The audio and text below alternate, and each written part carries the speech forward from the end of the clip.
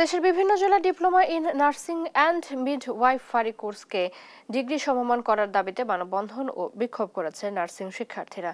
সোমবার বরিশালের অশ্বিনী কুমার হলের সামনে সদর রোডে বিক্ষোভ করে ডিপ্লোমা স্টুডেন্টস নার্সেস ইউনিয়ন।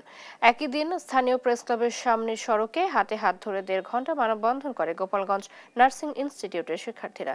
এদিকে চাঁপাইনবাবগঞ্জে দাবি আদায়ে নানা স্লোগান দেয় শিক্ষার্থীরা। তারা বলেন, এইচএসসি পাশের পর ডিপ্লোমা কোর্স সম্পন্ন করে আরও 6 মাস ইন্টার্নশিপ করতে হয়, এরপরও চাকরির ক্ষেত্রে এইচএসসি সমমানের মূল্যায়ন করা হয়। তাই নার্সিং কোর্স ডিগ্রি সমমান করার দাবি জানায় তারা। 3 বছরে আমরা বোর্ড পরীক্ষার মাধ্যমে উত্তীর্ণ হই সাফল্যের সাথে।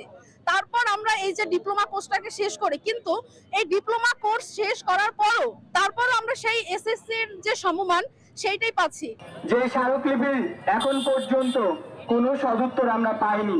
দীর্ঘ 7 মাস পেরিয়ে গেল, আমাদের দাবির এখন পর্যন্ত কোনো বাস্তবায়ন হয়নি।